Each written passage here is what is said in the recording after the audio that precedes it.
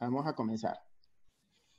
Bueno, primero que nada, agradecer la oportunidad de poder hoy estar con ustedes. Es un honor para mí poder dar este tema que es súper importante en cuanto a al manejo de los recién nacidos, porque eh, siempre he pensado que una de las frases que podrían ser más asertivas en neonatología y que decía mi jefe en Venezuela era que lo único constante es el cambio. Por lo tanto, muchos de nosotros que tenemos tiempo en esto, hace algunos años teníamos recién nacidos con presiones de oxígeno muy elevadas, hasta de 300, y presiones de dióxido de carbono bajo, sobre todo en hipertensión pulmonar, y nos sentíamos felices porque con eso suponíamos que producíamos vasodilatación y mejoría del cuadro respiratorio. Sin embargo, con el tiempo nos dimos cuenta que probablemente esto era un error,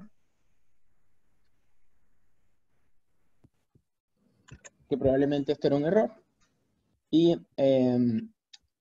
eh, cada vez va cambiando el conocimiento, así tal cual como decía el doctor Alan Job en una de sus presentaciones. Hoy vamos a hablar de este tema porque muchas veces nos olvidamos de este proceso que va ocurriendo en nuestros recién nacidos y tenemos que estar preparados porque cada vez los límites de atención de los recién nacidos van cambiando. O sea, ellos nos dicen que prácticamente no tienen límites. Y un ejemplo de ello es el hecho de que vemos recién nacidos cada vez más pequeños. Aquí tenemos ejemplos de ellos. Estas son recién nacidas prematuras femeninas, las más pequeñas que se han registrado. Amelia Taylor, con 22 semanas, probablemente un poquito más, pero con 283 gramos, y Emilia Grabar-Six, que nació en Polonia, de 229 gramos y 26 semanas. Pero después, en el año 2009, nos conseguimos con esto. Este bebé japonés, que nació en el 2019, pero es del sexo masculino, con 274 gramos y 24 semanas. Pero estos retos no solo están presentes a nivel mundial, sino que también regionalmente también nos enfrentamos con este tipo de problemas. Por ejemplo, este precioso problema llamado Maite, que nació en el 2018 con 25 semanas en el hospital de Talca, 430 gramos, y que hoy en día está en su casa disfrutando al lado de sus padres. Y eso es todo un reto. Por lo tanto, hoy vamos a compartir este tema. Y el actor principal de este tema no es más que el oxígeno. El oxígeno es el elemento más abundante de la naturaleza. Está implicado, obviamente, en la fosforilación oxidativa, que es nuestra fuente de ATP y energía, importante para la persistencia o la sobrevivencia de la célula. Pero históricamente se dice que fue descubierto por Shelley en Suecia o Priestley en Inglaterra, ambos dos a la vez, pero realmente se supo que Bohr lo había encontrado fortuitamente en una de sus investigaciones. Lavoisier, en 1777, le da el nombre de oxígeno como formador de ácido porque él pensaba que en todas las reacciones enzimáticas del cuerpo se producían ácido, cosa que después supimos que no era cierto. Y bueno, aquí tenemos la fosforilación oxidativa. Sabemos que todos los componentes o todos los elementos que tenemos en nuestra dieta están presentes tanto glucosa como aminoácidos y ácidos grasos. Ellos, a través de distintos sistemas, van a entrar a la mitocondria y se van a transformar en acetilcoenzima A. La glucólisis, a través de la glicólisis, los aminoácidos a través de la desaminación oxidativa y los ácidos grasos a través de la beta-oxidación. Este acetilcoenzima A va a entrar al ciclo de Krebs, donde es metabolizado, y en ese metabolismo se van a producir electrones. Estos electrones son transportados por el flavin adenosíndinucleótido o el nicotín adenosíndinucleótido y van a encontrarse posteriormente en el espacio intermembrana de la mitocondria con un sistema enzimático formado por 5 enzimas que son las encargadas de producir la energía o los protones.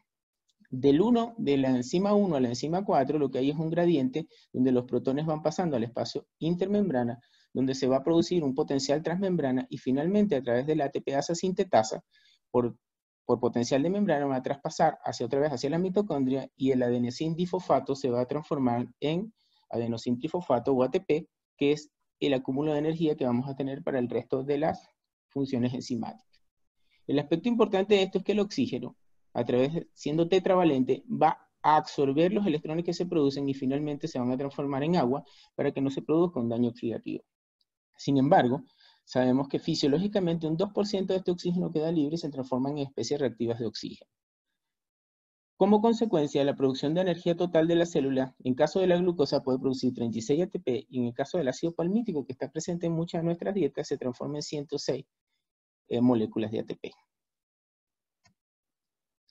Entonces, durante este proceso se van a producir una serie de reacciones que van a dar origen a los llamados radicales libres. Como dijimos, 2% por la reducción incompleta es fisiológico. ¿Pero qué es un radical libre? Es una molécula o un ion o especie química que son capaces de existir de manera independiente con uno o más electrones desapareados, como vemos en esta imagen. Ellos van a extraer electrones, que es el proceso principal por lo cual producen daño, extraen electrones de una molécula vecina y van a producir daño al desestabilizar la molécula que está cercana. La reducción del dioxígeno tiene más o menos este tetravalente y está presente en sus orbitales externos. Como dije, la reducción incompleta del 2% es fisiológica y forma oxígeno mono, di o trivalente. Estas moléculas obviamente son altamente reactivas y se les conocen como especies reactivas de oxígeno, ¿verdad? Y las más importantes son el superóxido, el peróxido de hidrógeno y finalmente el que va a producir todo el daño, los grupos hidroxilo. Ahora, no todo radical libre es una especie reactiva de oxígeno, porque sabemos que hay especies reactivas de nitrógeno también. Y fíjense lo que ocurre con estos radicales libres, sobre todo especies reactivas de oxígeno. El oxígeno, a través de el peróxido de hidrógeno, a través de la dismutasa, van a transformarse en radical perhidroxilo. Ahora, muy bien, también va a producir a través de la dismutasa peróxido de hidrógeno y en presencia de hierro y a través de la reacción de Fenton va a producir hidroxilos. Y finalmente también se puede unir otro electrón y transformarse en agua, que sería lo ideal. Ahora, como dije, el oxígeno se reduce parcialmente entre 1 y el 5%. Son moléculas con electrones libres en su capa exterior y básicamente se producen en muchas reacciones fisiológicas de nuestro cuerpo, a través de la cadena respiratoria, por la fagocitosis común, la síntesis de prostaglandina, en el sistema P450 de citocromo, por producción de hemoproteína o en la formación de catecolamina. Como dije, son radicales aniónicos, de los más importantes son el superóxido y el peróxido de hidrógeno, pero que el hidroxilo es el responsable del daño. Pero existen otros radicales, otras especies reactivas de oxígeno, por ejemplo, como el óxido nítrico, ¿verdad? A través de la óxido nítrico sintetasa, el dióxido de nitrógeno, el peroxilo, el peroxilipídico, el ozono, el ácido hipocloroso y el óxido nitroso.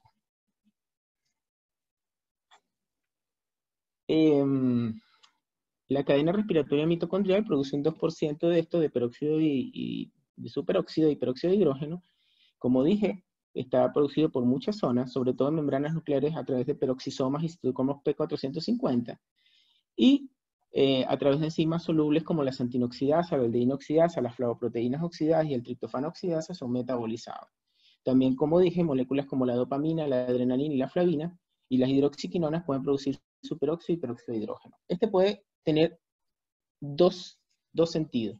Uno, a través de la reacción de Fenton, producir hidroxilo, y fíjense que necesita hierro para esa reacción, y muchos de nuestros recién nacidos son transfundidos de manera repetida y tienen niveles de hierro que pueden estar elevados en sangre, o a través de la reacción de Weiss también puede producir hidroxilo. Pero por otro lado, se puede conseguir con óxido nítrico, y transformarse en óxido nitroso, peroxinitrito, que es un potente vasoconstrictor a nivel pulmonar. Aquí tenemos cómo se producen las reacciones, solamente para recordar que hay múltiples formas y que todas llevan a la producción de radicales libres de oxígeno, y que, por ejemplo, el superóxido, en presencia de superóxido de dismutasa, se transforma en peróxido de hidrógeno, y finalmente las catalasas pueden llevar a la producción de agua o finalmente a la producción de hidroxilo. Y aquí tenemos una especie de radicales, ¿dónde están los radicales de oxígeno y dónde realmente pueden hacer efecto? Fíjense que me parece súper importante demostrar que el que produce más daño, que es el hidroxilo, está presente y su blanco biológico son cualquier molécula. Tenemos, por ejemplo, el peróxido de hidrógeno, que es muy estable. De hecho, él es el que tiene la vida media más larga y que actúa sobre los ácidos grasos de cadena larga. Y todos ellos pueden producir daños en distintos lugares. Ahora, ¿cuándo y cómo se producen estas especies reactivas de oxígeno? Se pueden producir cuando tenemos exposiciones o concentraciones suprafisiológicas de oxígeno, el cual es el pan nuestro de cada día con nuestros recién nacidos, por acción de células inflamatorias. Muchos de nuestros recién nacidos, prematuros y a término están expuestos a sepsis, lo que produce también reacciones inflamatorias. Por incremento de circulación de metales de transición libres como hierro, obviamente lo que hablábamos anteriormente de las transfusiones repetidas o la presencia de hierro libre en estos recién nacidos, y a través del proceso de isquemia-reperfusión que se produce en la asfixia, que puede ser tanto antenatal como postnatal. Pero también hay otras causas de producción de especies reactivas de oxígeno. Una de ellas es la presencia de bilirrubina elevada. Ellas también van a producir, aunque la bilirrubina puede, en su momento determinado, actuar como un antioxidante. Entonces, así como tenemos las especies reactivas de oxígeno, también vamos a tener los mecanismos o sistemas antioxidantes. Y un sistema antioxidante es una molécula que previene la oxidación, la cual puede ser por interacción, por estabilización o transformación del radical libre. Tiene una concentración mayor que la especie reactiva, eso sería lo fisiológico, cuando se produce estrés fisiológico, y pueden ser de dos tipos.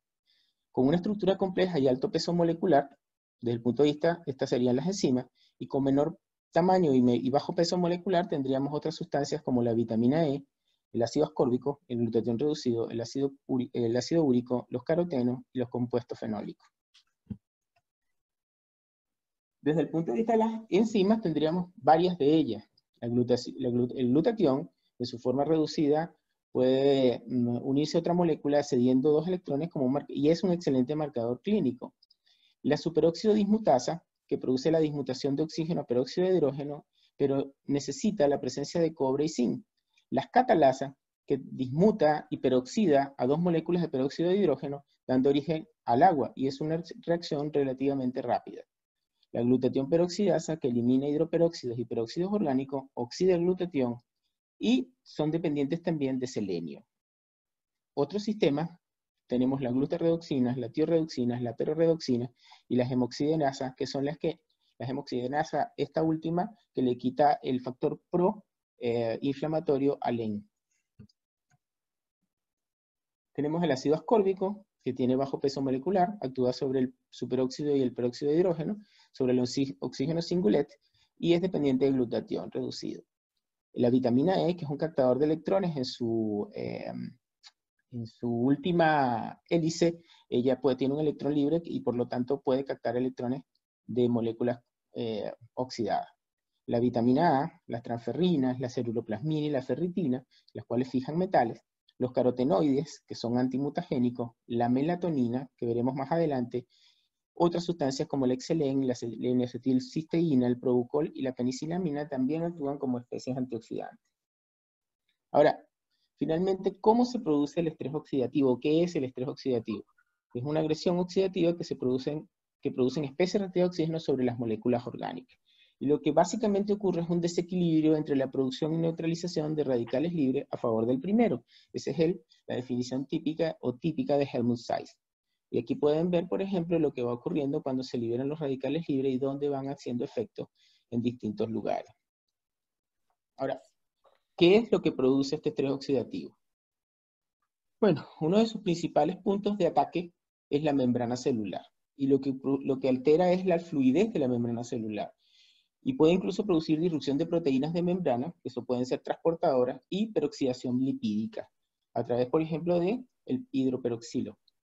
Si esto ocurre, lo que va finalmente a ocurrir, o que finalmente afectar, es el transporte de membrana, cosa que es importante para el mantenimiento de las funciones celulares. Y eso implica muchísimas reacciones en nuestro cuerpo y sobre todo en los recién nacidos. También puede actuar sobre los ácidos nucleicos, ¿verdad? Destruyendo el ADN o producir crosslink de las proteínas. Puede producir lesiones de la exoxirribosa, cambios de las bases de DNA, hipometilación, oxidación de bases de mutación, oxidación de exoxirribosa, e incluso rotura de cadena. De hecho, esto podría estar implicado, y veremos más adelante, cuando se usa oxígeno en recién nacido en estudios de largos y cortes en la presencia de cáncer en edades tempranas de la vida. También puede alterar las proteínas a través de inactivación enzimática, fragmentación peptídica, aducción oxidativa de aminoácidos. Aquí, por ejemplo, podemos ver lo que produce en cuanto al ADN o los ácidos nucleicos, las especies reactivas de oxígeno. Fíjense que aquí tenemos un prematuro, que lo que está mostrado que está en presencia o que está bajo efectos de la preeclampsia, puede tener distrés respiratorio, asfixia, hipoxia intermitente, que es muy común, nutrición parenteral, el uso de nutrición parenteral prolongada, radiación o fototerapia, podría producir alteraciones de del DNA a través de crosslink, no modificación de ARN, modificación de histona o hipometilación o metilación del DNA. Todos ellos van a producir cambios epigenéticos que pueden producir expresión de otro gene a posterior. Ahora, ¿qué pasa con nuestros bebés? ¿O qué pasa con los recién nacidos? Sabemos que los recién nacidos generalmente están bajo un ambiente hipóxico y durante el nacimiento ellos van a tener una adaptación que es fisiológica. Se sabe que intrauterinamente la presión arterial de oxígeno más alta son de 25 milímetros de mercurio, incluso llegando a 17 milímetros de mercurio en la región pulmonar. En el momento del nacimiento hay una transición que lleva a la entrada de aire y de oxígeno y puede pasar de 25 milímetros de mercurio, que es básicamente hipoxia, a unas presiones arteriales de oxígeno de 80 milímetros de mercurio. Esto básicamente conocemos que esta entrada de oxígeno va a producir vasodilatación pulmonar y aumento del flujo pulmonar, pero también sabemos que esto no ocurre de manera inmediata, sino que es progresivo. Y sabemos que la saturación de oxígeno mayor de 95% puede verse en recién nacidos a término a los 5 minutos y aproximadamente a los 8 minutos en recién nacidos prematuros. Por lo tanto, esa es una de las bases de la reanimación con aire ambiente que estamos usando actualmente. Ahora, ¿quién es el factor principal que nos va a producir esta vasodilatación? Bueno, la liberación de óxido nítrico a través del GMP cíclico que produce vasorelajación. Vasorelajación, perdón. La vía del óxido nítrico por GMP cíclico es regulada por la fosfodiesterasa 5, ya que degrada el GMP cíclico a GMP y modula esa vasorelajación. La óxido nítrico sintetasa es regulada por fosforilación proteica y es dependiente de factores como la calciumodulina y las proteínas de shock de calor y la tetrahidrobiopterina. Aquí tenemos un estudio que hicimos en el Hospital Central de Maracay hace algunos años, donde demostrábamos que las saturaciones de oxígeno recién nacidos a términos, tanto por parto como por cesárea, no se alcanzaban de manera inmediata, sino que incluso tenían procesos más largos. Fíjense que más o menos estos recién nacidos tenían 87% de media al 10º minuto y los por cesárea tenían 86%. Esto demostró que realmente estas saturaciones son progresivas y que de manera inmediata no ocurren. Ahora, como dije, los recién nacidos pasan de un ambiente hipóxico a un ambiente de hiperoxia relativa en los primeros minutos de vida, y esto se produce al estrés fisiológico del nacimiento. Obviamente, nuestros recién nacidos, los que van a quedar hospitalizados, van a tener necesidad de aportes de oxígeno. Y obviamente, vamos a tener en casos de asfixia la necesidad de reanimación. Estamos claros que en recién nacidos a término, la reanimación con aire ambiente es adecuada y produce menos daño a largo plazo. Ahora, ¿qué pasa con nuestros prematuros? Bueno, sabemos que, de acuerdo a las recomendaciones del ILCOR, los menores de 30 semanas se deberían reanimar con FIO2 de 30% y los mayores de 30 con FIO2 de 21 a 30%, estableciendo targets de saturación de acuerdo a las tablas. Ahora, ayer revisando incluso la página del ILCOR, están haciendo estudios donde todavía no se ha podido determinar cuál es la FIO2 preferible, porque si bien es cierto, vamos a producir daño oxidativo por aumento de la FIO2, no es más cierto que FIO2 bajas con saturaciones bajas tienen riesgo de muerte. Ahora, estos recién nacidos no solo están expuestos a la asfixia, también están expuestos, como dije, a infecciones, y sobre todo nuestros recién nacidos prematuros. Y ellos básicamente tienen deficiencias del sistema antioxidante de defensa, porque a partir de las 32, 33 semanas es que esto está bien establecido. Y como vemos, mucho de esto ocurre a las 32, 33 semanas, no solo la presencia de defensa antioxidante, sino procesos como el traspaso de inmunoglobulina G a través de la placenta, la formación adecuada de surfactante. Entonces, este sistema antioxidante disminuido es porque tienen niveles bajos de vitamina E, caroteno, melatonina, ceruloplasmina, transferrina, superóxido dismutasa eritrocitaria, ácido ascórbico y aparte tienen bilirrubinas elevadas, pero por corto tiempo luego del nacimiento. También tienen altos niveles de hierro libre, incremento de la reacción de Pfeifferton, lo que va a producir altos niveles de radicales libres. Tienen desbalance por exceso, daño de síntesis de proteínas, lípidos y ácidos grasos. El glutatión es el agente principal oxidante y como dije, el sistema está desarrollado después de las 33 semanas y los prematuros, como tienen poco desarrollado y aparte reciben más oxígeno, tienen más riesgo de estrés oxidativo. Y aquí tenemos las patologías que pueden explicarse a través del estrés oxidativo y donde él está implicado. Y fíjense que va en un abanico grandísimo de posibilidades, que va desde la leucomalacia periventricular hasta el crecimiento intrauterino restringido. Vamos a tratar hoy de explicar algunas de ellas de manera sencilla, ¿verdad? Ahora, también podemos saber que en la literatura hemos estudiado biomarcadores para ver el estrés oxidativo. Aquí tienen una cantidad de marcadores que hemos usado para ver lo que ocurre en distintas enfermedades. Y aunque son fáciles no son muy fáciles de medir, pero serían importantes para en un futuro saber cuándo y cómo se está produciendo este estrés oxidativo. Y comenzamos con qué va a ocurrir en la enfermedad pulmonar por estrés oxidativo en el recién nacido.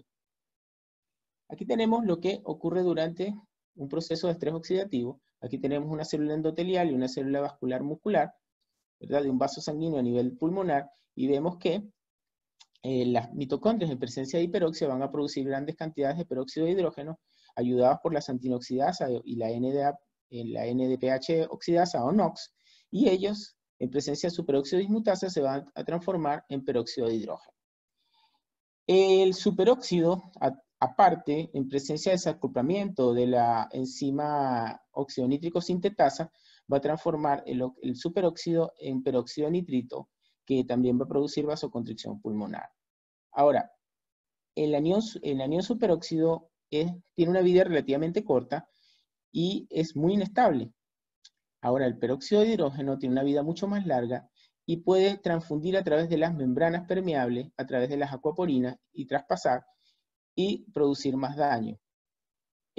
Por lo tanto, en el estrés oxidativo y el estrés por nitrato o las especies reactivas de nitrógeno van a producir oxidación y finalmente vasoconstricción.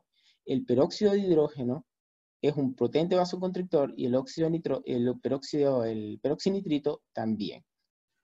Fíjense que este daño no solamente va a quedar en este punto, sino que también se va a producir daño del DNA, reparación deficiente de DNA y alteraciones o cambios epigenéticos por hipometilación. Ahora, una de las preguntas es, cuando reanimamos con oxígeno, aire ambiente y reanimamos al 100%, ¿qué pasa? En modelos experimentales donde se produjo asfixia y donde se ventiló corderos durante 30 minutos con FIO2 a 100% y 21%, se pudo observar cambios que son importantes y que tienen implicaciones en nuestra práctica diaria. Fíjense que en este modelo lo que ocurrió es que se hizo el modelo de asfixia, se clampeó el cordón antes del nacimiento y posteriormente se reanimaron durante 30 minutos con 21% y 100%. El grupo con 100%, fíjense que mantuvo presiones arteriales de oxígeno muy elevadas frente a los de 21% que sí elevaron más o menos a 100 milímetros de mercurio y se mantuvo constante. Ahora, cuando se midió el gradiente alveolo-arterial o la diferencia alveolo-arterial de oxígeno en ambos grupos, se demostró que después del proceso de asfixia y ambos dos reanimados con 21% y el otro grupo con 100%, no hubo cambios en la extracción de oxígeno a nivel de los tejidos. Eso quiere decir que no había diferencia entre uno y otro grupo. Ahora, cuando tomaron, después de los 30 minutos, con un marcador que se llama dietilamina, ¿verdad? La presencia de anión superóxido en las arterias pulmonares, fíjese que en el grupo que tuvo 21%, la concentración de superóxido no fue tan alta como en la concentración de superóxido en el grupo de 100%, lo que quiere decir que aquí se produjo un estrés oxidativo bastante importante. Y en cuanto a la contracción de la arteria pulmonar, fíjense que en el grupo que recibió oxígeno al 100%, la vasoconstricción pulmonar fue mayor que en el grupo de 21%, lo que puede contribuir con el cuadro de hipertensión pulmonar. Ahora, ¿cómo actúa el estrés oxidativo en la falla respiratoria en la hipertensión pulmonar persistente de recién nacido? Básicamente hay un desbalance que todos sabemos entre el óxido nítrico, las prostaciclinas y las endotelinas 1. Y obviamente va a haber una desregulación de las especies reactivas de oxígeno y las especies reactivas de nitrógeno. Esto podría empezar tan pronto como en el útero, porque el estrés oxidativo en útero podría aumentar la hipertrofia medial de arterias pequeñas. Eso ha sido demostrado. Finalmente, estas especies reactivas de oxígeno van a producir daño mitocondrial, que va a aumentar la NADPA oxidasa y disminuir la acción de la superóxido desmutasa extracelular con la consiguiente producción de peróxido de hidrógeno y superóxido. Esto finalmente nos va a llevar a una alteración de la vasodilatación mediada por óxido de nítrico a través de la alteración o la disminución de la óxido nítrico sintetasa, la guanilato ciclasa soluble y la superóxido dismutasa 3. Y aparte de eso, se va a producir un aumento de la acción de la endotelina 1 y la fosfodiesterasa 5, lo que va a inducir mayor vasoconstricción pulmonar. Y, por otro lado, se va a producir peróxido de nitritos y disminución del óxido nítrico sintetasa que van a contribuir aún más en la vasoconstricción pulmonar. Ahora, también sabemos que si un proceso hipóxico también va a producir vasoconstricción, porque como conocemos, los vasos sanguíneos son exquisitamente sensibles a los cambios de presión arterial de oxígeno, o a los cambios de oxigenación. Una hiperoxia crónica también induce mayor estrés oxidativo y mayor hipertensión pulmonar. Se pudo demostrar en modelos experimentales que había un aumento de la expresión de la NOx1, de la NADPH oxidasa, cuando la saturación era del 75% en las primeras 24 horas. Y de la NOx2 y la NOx4, cuando la saturación de oxígeno mayor del 75% prevalecía por más de 24 horas. Todos estos factores van a producir una muscularización excesiva del músculo arteriolar por disminución del MP cíclico, la guanilato ciclasa soluble y la óxido nítrico sintetasa endotelial. Ahora, la pregunta es, ¿cuál sería la FIO2 real ideal para mantener en un recién nacido? Bueno, si bien es cierto, hubo estudios donde se demostró que aquel largo estudio hecho por Saustak en Noruega y en Europa, donde mantenían saturaciones de 87 a 91%, muy bien eso produjo una disminución de la displasia broncopulmonar y de la hipertensión pulmonar, pero aumentó los riesgos de mortalidad. Por lo tanto, mantener presiones de oxígeno en rango adecuado, que sería entre 50 y 80 milímetros de mercurio, sería lo ideal.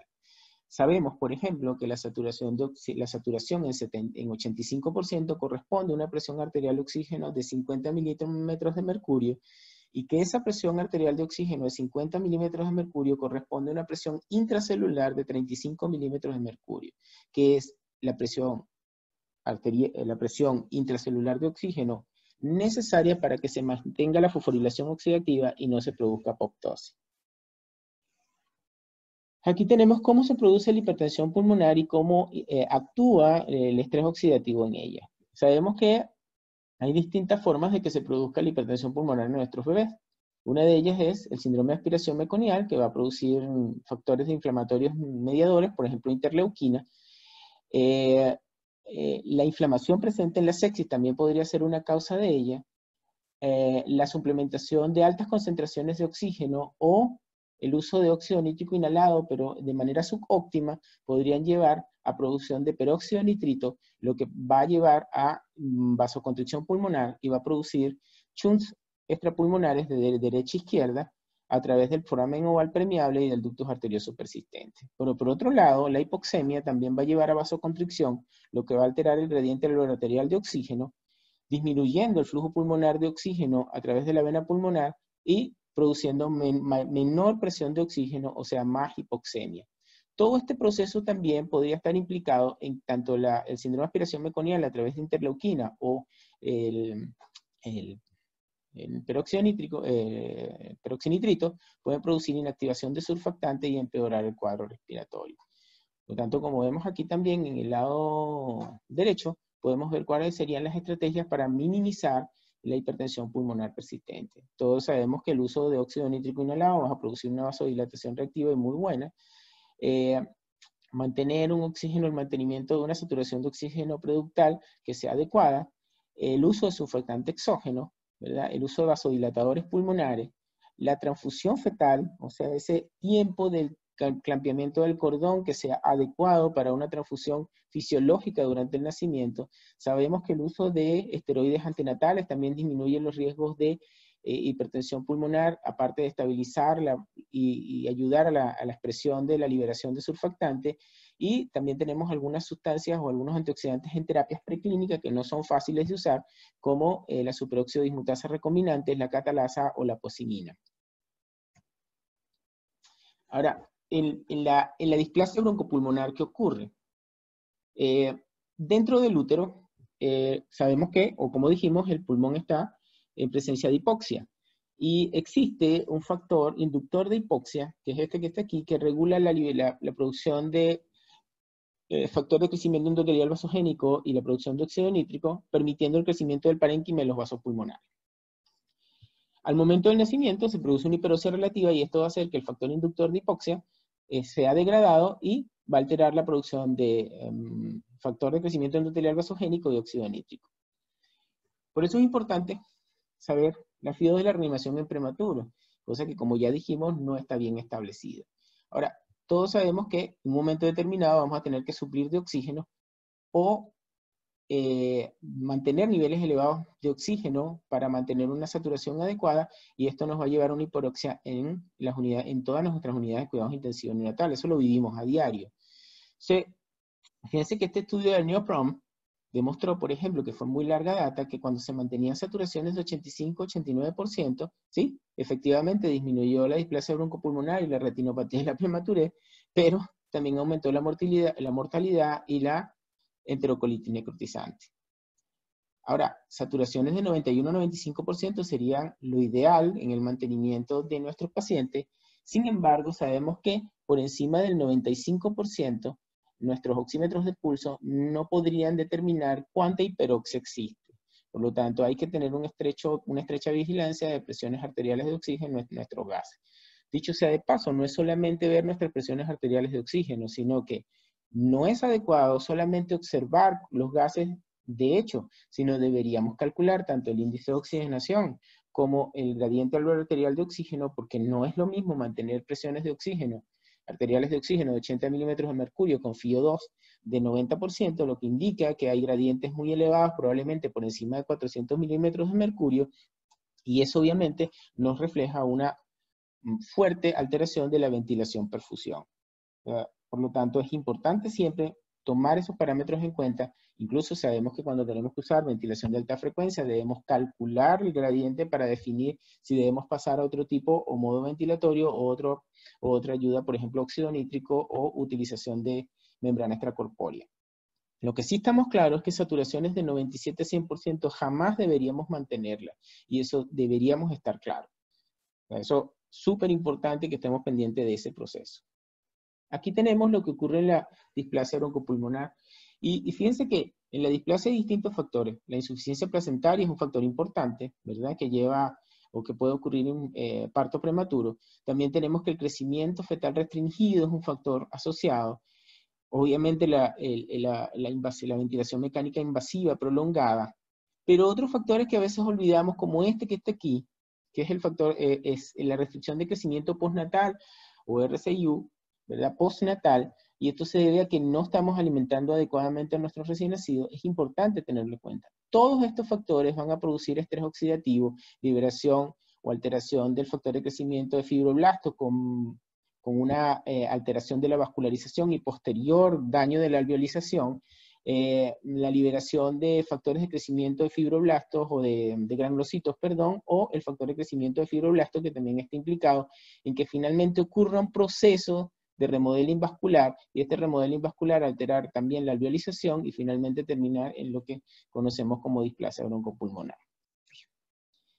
Y bueno, ¿cuáles serían las estrategias frente a este estrés oxidativo y la displasia broncopulmonar? Obviamente, tenemos algunas cosas experimentales o algunos usos experimentales como la superóxido dismutasa recombinante humana, que mejora la oxigenación y disminuye los peróxidos de nitrito, pero aumentando el GMP cíclico. Esto se ha estudiado bien en Cordero, pero desde el punto de vista clínico es difícil porque todavía estamos en experimentación en fase 3 y todavía estamos lejos de este uso. Sustancias como la vitamina A, la vitamina E, han sido probadas en la displasia broncopulmonar, pero sabemos que no han dado los resultados adecuados. Los esteroides antenatales sí han demostrado que podrían ayudar a que no se produzca displasia broncopulmonar, y obviamente el omega 3, los ácidos grasos de cadena larga, son importantes en el manejo de estos pacientes. Ahora, el punto principal que todos conocemos en el manejo de la displasia broncopulmonar, no hay nada que mejore más la displasia que una nutrición adecuada. O sea, la presencia de malnutrición e hiperoxia es un proceso que en conjunto nos van a alterar mucho la producción de factor inductor de hipoxia, óxido nítrico sintetasa endotelial y disminución del factor de crecimiento endotelial vasogénico.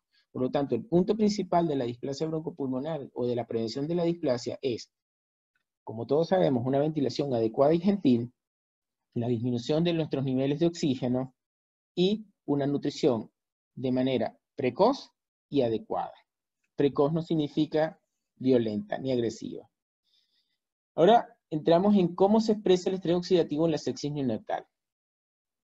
Y bueno, sabemos que durante la sepsis neonatal se producen citoquinas. Está claro que la interleuquina 6, la interleuquina 8, el factor necrosis humoral alfa, la interleuquina 10, están asociados al proceso inflamatorio terrible que ocurre durante la sepsis neonatal.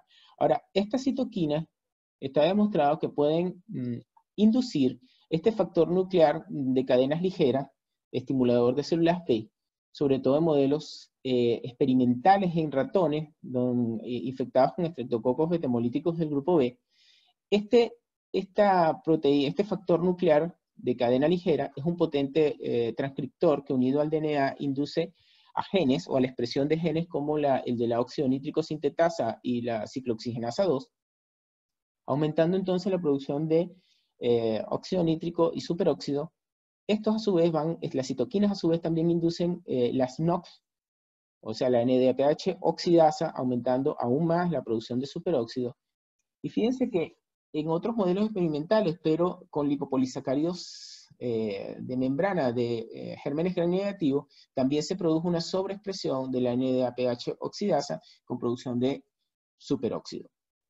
También ocurre una ligación de óxido nítrico en modelos de sepsis experimental con estafilococos coagulasa negativos o coagulasa positivos como aureus y epidermidis.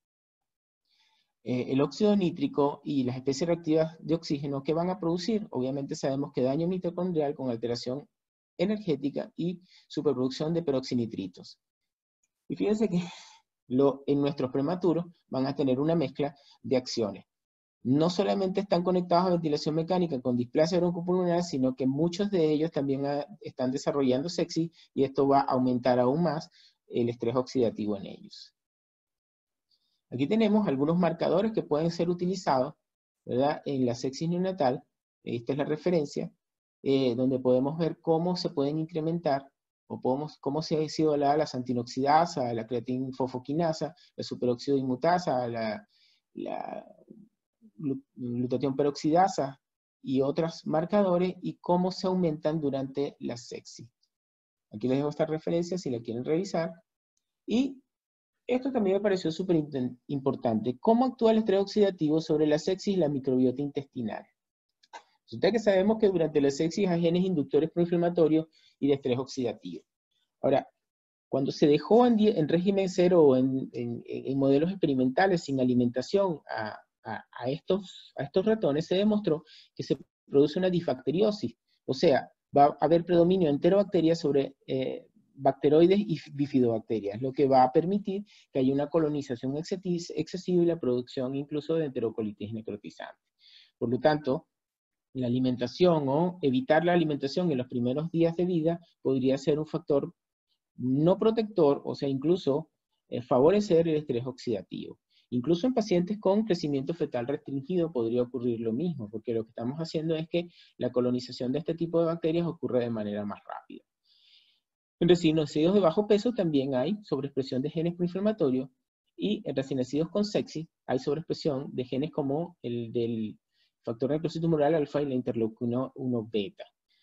También en algunos estudios se pudo demostrar que el uso de antibióticos empíricos, cosa que usamos muy frecuentemente en nuestras unidades en recién nacidos prematuros, con parto prematuro y que desarrollan síndrome de estrés respiratorio del prematuro, hay una disrupción de la colonización fisiológica porque el recién nacido está sin alimentarse, aumentando los riesgos de sepsis tardía y enterocolitis necrosante. Por lo tanto, la alimentación temprana, alimentación trófica con leche materna es un factor protector para disminuir el estrés oxidativo y la enterocolitis necrotizante en nuestros bebés.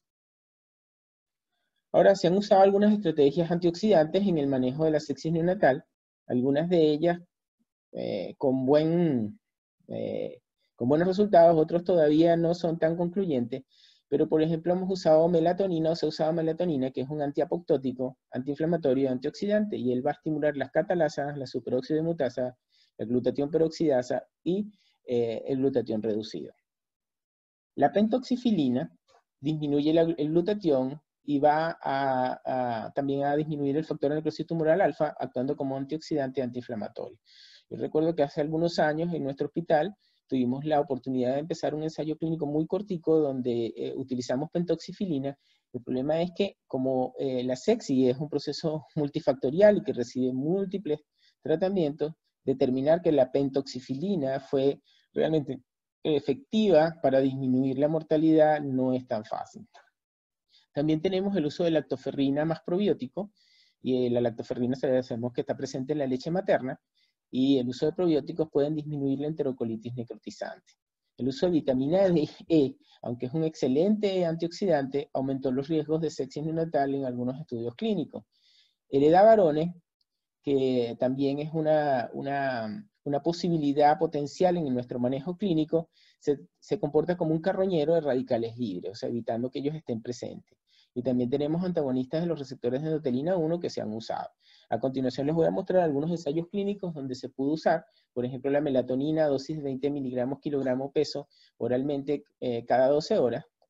Y los estudios demostraron que había disminución de la malondialdehído y de la hidroxiliquinales en un rango de 1 a 4 horas. Por lo tanto, podría ser una posibilidad en el manejo, así como la pentoxifilina, que se utilizó a 5 miligramos kilogramos hora, de endovenosa por 6 horas. Recuerdo que el ensayo que utilizamos nosotros se utilizaba cada 8 horas una dosis endovenosa para mejorar la posibilidad de sepsis. Pero como les dije, los resultados no fueron concluyentes. Aquí tenemos estudios con el edavarone, que el edavarone, aparte de utilizarse en esto, también se utiliza en esclerosis lateral amiotrófica y los antagonistas de los receptores de endotelina 1. Y ahora entramos como en el grial del proceso del estrés oxidativo, que es la asfixia perinatal con los fenómenos de hipoxia reperfusión, que de manera deleteria van a alterar la función cerebral, que es finalmente lo que nosotros tratamos de preservar cuando mantenemos o manejamos nuestros recién nacidos. Entonces tenemos que en la fisiopatología de la isquemia reperfusión, obviamente estamos por un proceso de hipoxia, que tiene isquemia, y lo que va a ocurrir es que hay una depresión de energía, de ATP, con alteración de la función mitocondrial, y este daño está relacionado, obviamente, con el tiempo de hipoxia y los niveles de oxígeno que usamos. Entonces sabemos que a mayor nivel de oxígeno, mayor será el daño, y a mayor nivel de hipoxia también será mayor el daño. Ahora, una FiO2 elevada, estamos claros que produce más daños que beneficios. Por lo tanto, mantener niveles de oxígeno de la manera en que fisiológicamente ocurriría en un recién nacido, que pasaría de 25 milímetros de mercurio a 80, 90 milímetros de mercurio en los primeros minutos de vida, sería lo ideal. Sabemos que la fuente de radicales o de especie reactiva de oxígeno viene de la cadena respiratoria, donde la xantina oxidasa es la principal productora del proceso, y también tenemos otras enzimas implicadas como la NADPH oxidasa y la oxidonítrico sintetasa. Fíjense que en cuanto a la reanimación con aire ambiente, recordamos que el trabajo clásico de Saustak del año 1998 hizo un estudio prospectivo pseudoaleatorizado, que no era un estudio que desde el punto de vista de evidencia fuera tan elevado, pero demostró una disminución de la mortalidad en recién nacidos que se reanimaban con aire ambiente frente a una elevación de la mortalidad en aquellos que se reanimaban con FiO2 al 100%. Y todos nosotros, antes de la aparición de estos trabajos, reanimábamos recién nacidos con 100% y nos sentíamos bastante tranquilos cuando lo hacíamos. Hoy en día no lo hacemos.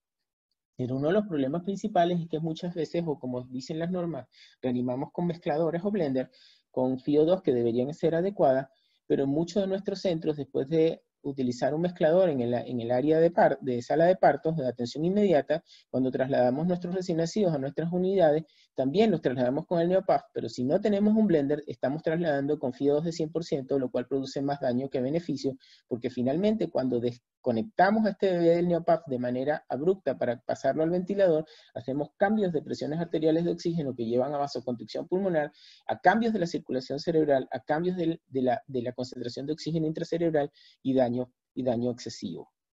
Entonces, eso debemos tenerlo en cuenta. Entonces, durante la fisiopatología de la isquemia y reperfusión, fíjense que durante la hipoxia, una hipoxia persistente, ¿qué va a hacer? Va a producir un bloqueo de la cadena respiratoria por el flujo de electrones, va a disminuir, a cesar la formación de ATP, y va a haber una despolarización del potencial transmembrana y agotamiento de reservas de ATP con bloqueo de las bombas ATP-ASA porque no existe energía para funcionarle, y esto nos va a llevar ¿a qué? A que haya una apertura de los canales de calcio, y cuando los canales de calcio entran a la mitocondria, peroxidan la membrana y la van a dañar. También va a producir un acúmulo de sodio en el citoplasma, que lo que va a ocurrir es que va a haber un edema intracelular con mal funcionamiento celular. Y aparte va a haber salida de potasio hacia el extracelular, lo que va a producir alteración. También todo este cambio, no solo de la fluidez de la membrana, sino la alteración de la presentación de la concentración de calcio mitocondrial, va a llevar a una inhibición de la recaptación de neurotransmisores, lo que va a llevar a un potencial transmembrana más disminuido con hiperexcitabilidad neuronal, y finalmente nos va a llevar a la apoptosis o la muerte celular. Ahora, ¿qué pasa después cuando nosotros reoxigenamos a este paciente? Obviamente vamos a pasar de la hipoxia a la hiperoxia. Y esto va a reactivar de manera abrupta la formación de electrones a través de la cadena respiratoria, pero esto a su vez lo que va a ocurrir es que va a aumentar la liberación de radicales libres de oxígeno o especies reactivas de oxígeno con hiperpolarización del DTP, restauración del ATP y hiperproducción de especies reactivas de oxígeno. Y esto va a llevar a daño oxidativo, como dije, alteración de la fluidez de la membrana, disfunción mitocondrial, liberación de factores proapoptósicos y activación de la cascada apoptósica, y va a producir lo que conocemos como muerte celular programada. Este proceso es tan rápido como en 5 minutos, por lo tanto es importante tener en cuenta que el proceso debe ser progresivo y que debemos mantener presiones arteriales de oxígeno adecuadas con FiO2 bajas durante la reanimación y observar la saturación mientras lo vamos haciendo. Y aquí vemos lo que ocurre durante la hipoxia reperfusión. Fíjense que hay un estado de oxidorreducción que lleva a la producción de adenosina y esta a la producción de hiposantina. Y como dije, la santina oxidasa es la enzima principal implicada en el proceso que va a llevar a la producción de hiposantina-santina, y ello a su vez a la liberación de superóxido y peróxido de hidrógeno, y finalmente la producción de hidroxilo, que va a producir más daño. Aquí tenemos cuando se usaron marcadores como la 8 o SOX, donde pudimos ver que a medida que usamos FiO2 más elevadas, la concentración de esta sustancia, ¿verdad?, era cada vez mayor. O sea, lo que quiere decir que es dependiente de la FiO2 el daño que estamos produciendo. Y si vemos lo que ocurre después de un tiempo de utilizar oxígeno al 100%, y el estrés oxidativo dañado, aquí tenemos en microscopía electrónica una mitocondria normal. Y fíjense cómo se ve una mitocondria después de reanimar en modelos experimentales a FiO2 de 100%. Fíjense que se pierde toda la estructura de la mitocondria, se pierden las crestas mitocondriales, o sea que no hay una producción adecuada de ATP, y esta es una organela que deja de funcionar.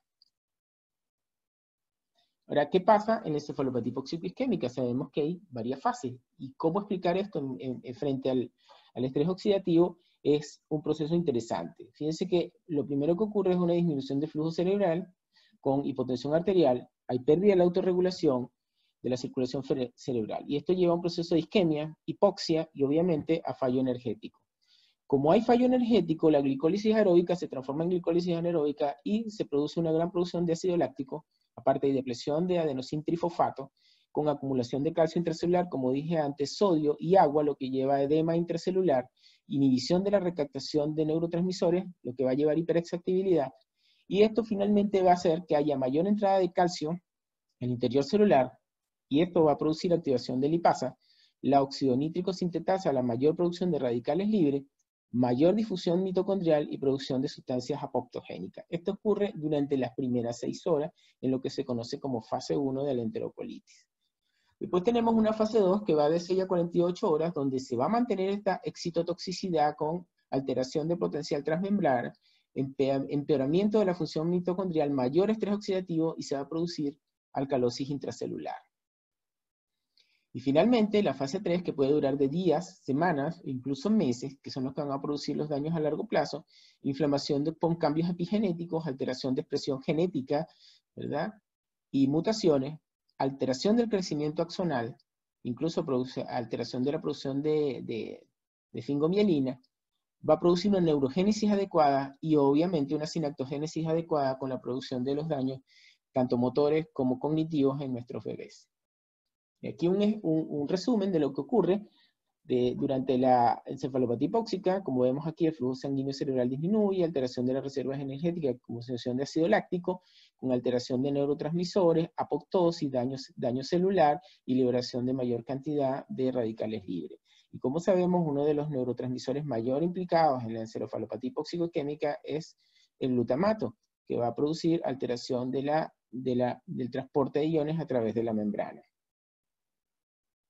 A la cual serían las estrategias para disminuir el estrés oxidativo en los bebés con asfixia o encefalopatía hipóxico-isquémica. Está muy bien demostrado el uso de la hipotermia, ya que disminuye el metabolismo, el intercambio iónico y el consumo de ATP. Va a disminuir la actividad mitocondrial y de enzimas desacopladoras, disminución de la actividad de las especies reactivas de oxígeno, bloqueo de proteínas apoptogénicas. Sin embargo, cuando hay encefalopatía o asfixia grave, a pesar del uso de la hipotermia, el pronóstico sigue siendo adverso en el 45% de los casos. También tenemos otras terapias coadyuvantes, ¿verdad?, que podrían ser utilizadas en el manejo de ellas, que vamos a ver en esta diapositiva. Uno de los puntos principales, como sabemos, la reanimación y estar pendiente siempre de las actualizaciones ILCOR, porque eso nos va a ir diciendo, de acuerdo a la evidencia y la recomendación de reanimación en los casos, sobre todo en los recién nacidos prematuros, que es donde todavía tenemos el problema. También tenemos el uso de alopurinol. Sabemos que el alopurinol es un inhibidor de la xantina oxidasa, actúa como quelante de hierro y es neutralizador de los hidroxilos. También tenemos la melatonina, que es una indolamina exógena, que se puede utilizar porque ella produce una down regulation, o sea, una disminución de la regulación de señalizadores de la inflamación y de la liberación de óxido nítrico a nivel neuronal. También puede bloquear proteínas apoptogénicas a nivel mitocondrial, va a disminuir la acción del GABA y del glutamato, y es coadyuvante de la hipotermia, y en estudios, por ejemplo, como los que están demostrados aquí, redujo el estrés y mejoró la supervivencia. O sea que una asociación entre el uso de melatonina e hipotermia sería beneficiosa en el manejo de la encefalopatía hipóxico-isquémica.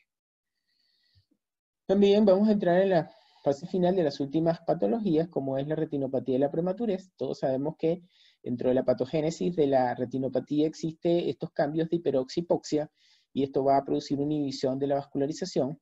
Hay pérdida de nutrientes y factores de crecimiento, detenimiento del crecimiento vascular por la hipoxia y debido a incremento de la demanda metabólica retiniana.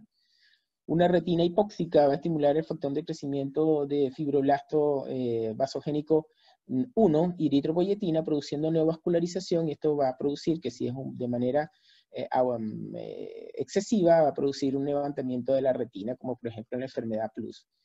Fluctuaciones de oxígeno van a inducir a las células a producir NADPH oxidasa, aumentando más las especies reactivas de oxígeno, produciendo apoptosis de las células endoteliales, y esto lleva a que finalmente se produzca una retina vascular con el daño que todos conocemos de la retinopatía de la prematurez.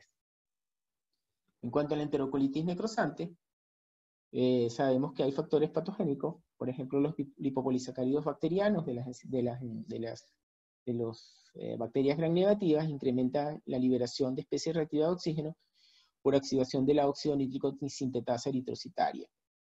La inflamación, la isquemia y citoquinas como el factor de necrosis tumoral alfa y la interleuquina 6 van a producir altos niveles de radicales libres de oxígeno que van a aumentar el daño. Obviamente la isquemia local y la reperfusión y activación de la xantina oxidasa van a producir más daño, y la presencia de especies reactivas de oxígeno y radicales libres llevan a disrupción de la barrera intestinal y activación del factor activador plaquetario. Esto en conjunto es lo que se produce durante la enterocolitis. Entonces tenemos una mezcla de proceso infeccioso, de estrés oxidativo, de ausencia de alimentación adecuada, de ayuno prolongado o de alimentación enteral progresiva, que va a hacer cambios de la vasculatura y disbacteriosis y alteraciones de la translocación bacteriana a través de la membrana intestinal, con la producción del daño y la necrosis y apoptosis de las células intestinales y de la grasa subyacente.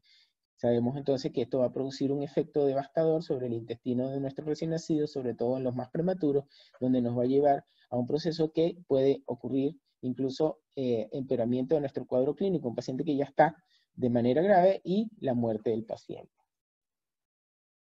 Aquí tenemos cómo se produce la enterocolitis necrotizante, los factores asociados, tanto inflamatorios, y fíjense que aquí aparece claramente los radicales libres de oxígeno y lo que vimos durante la presentación de la sepsis, el factor nuclear de cadena ligera, estimulante de células B, y la presencia de apoptosis, alteración de la microcirculación y la permeabilidad de la mucosa. Y finalmente la producción de enterocolitis necrotizante. También tenemos implicaciones del estrés oxidativo en la leucoencefalomalacia periventricular, sobre todo en recién nacidos de muy bajo peso. Sabemos que se produce del 5 al 15%. Sabemos que nuestros recién nacidos son excesivamente sensibles a esa zona alrededor de los ventrículos, que es la zona de la cerebral media, y en muchos de ellos lo que tienen es una matriz germinal con cambios no solamente del calibre de los vasos, sino de los ángulos de flexión y producción de alteración de la hemodinamia de esa zona, y se va a producir una disminución de la isquemia y daño en la zona. Y ello lleva a daños neuropáticos que se van a ver en 25 a 75% de las muertes. Se ha visto necrosis focal y daño de sustancia blanca. En cuanto a la patogénesis, sabemos que hay incompleto desarrollo vascular que irriga la sustancia blanca, lo que hablamos en este momento, que era la matriz germinal, una regulación del flujo cerebral que es inmaduro, con injuria isquémica y daño de sustancia blanca. También sabemos que la presencia de coramionitis o inflamación materno-fetal causa mayor estrés oxidativo y mayor daño. Y en ellos lo que sí está demostrado desde el punto de vista del estrés oxidativo es que hay una alteración o un aumento del glutamato extracelular con toxicidad de precursor oligodendroglial, lo que va a alterar la mielinización de la zona, y la hemorragia intraventricular va a haber mayores niveles de hierro, y recordemos que durante este proceso de producción de radicales libres, el hierro es importante en la reacción de Fenton, aumentando mayor estrés oxidativo y produciendo apoptosis y alteración de la diferenciación de oligodendrocitos con alteración de la sustancia blanca. Y en el síndrome interrespiratorio del prematuro, conocido anatomopatológicamente como enfermedad de membrana hialina, lo que tenemos, y todos conocemos, una deficiencia surfactante con colapso alveolar, alteración de la ventilación-perfusión, pero desde el punto de vista del estrés oxidativo, lo que llama la atención es que la presencia de estrés oxidativo va a producir citoquinas inflamatorias con interleuquina 6, interleuquina 8 y factor de necrosis tumoral alfa, lo que va a llevar a la producción del biotrauma. Y esto finalmente va a producir inactivación del surfactante, del poco que tiene, se va a inactivar incluso el que estamos colocando. Entonces es importante que sepamos que este proceso de biotrauma, que va a llevar no solamente a la alteración del síndrome respiratorio del prematuro, sino a largo plazo a la displasia broncopulmonar, se produce tan corto como en las primeras ventilaciones que estamos dando conectados a ventilación mecánica. O sea, en las primeras 6 horas de vida ya existe el riesgo de biotrauma, y posteriormente en el manejo de ello, las posibilidades de que ocurra ateletrauma, o barotrauma, o biotrauma, o volutrauma, de acuerdo al manejo de la ventilación en estos recién nacidos.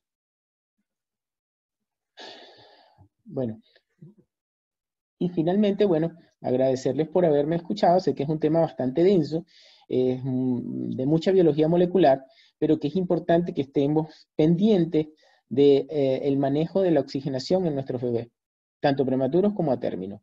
Y recuerden que el objetivo de la ventilación mecánica y del apoyo ventilatorio invasivo o no invasivo son mantener niveles de oxígeno adecuados y normales en nuestros recién nacidos. O sea, mantener pHs de 7.35 a 7.45, presiones de dióxido de carbono en rangos normales, porque sabemos que la hipercapnia o la hipocapnia son deleterias en nuestros bebés, y mantener niveles de presiones de oxígeno normales en cuanto al manejo de ellos. Bueno, a todos esto lo que queremos es ver estas caras sonrientes, estos recién nacidos yéndose a su casa, prematuros y felices, y que a largo plazo no tengan problemas ni defectos. Recordar entonces que el oxígeno es una droga que puede producir daño, no solamente en el momento de que lo estamos manejando a nuestros bebés, en el caso de la displasia broncopulmonar, la hipertensión pulmonar persistente o la sepsis, sino también a largo plazo, porque sabemos bien la relación entre el uso de oxígeno. Un estudio sueco demostró que niños que habían recibido oxígeno tanto como 3 minutos habían presentado cáncer, en la edad temprana, en la infancia. Otro estudio en Estados Unidos, en 12 centros, demostró que recién nacidos que habían recibido oxígeno habían presentado leucemia linfocítica, y otro estudio en Japón demostró, por ejemplo, que Algunos recién nacidos que habían recibido oxígeno solo 3 minutos habían presentado hepatoblastoma. Entonces, la expresión génica o epigenética de cuando usamos oxígeno por estrés oxidativo es algo a tener en cuenta, como dije, no solo en el momento del manejo, sino a largo plazo. Porque todos queremos recién nacidos sanos, sin discapacidades y en su casa al lado de sus padres. Por eso, muchísimas gracias.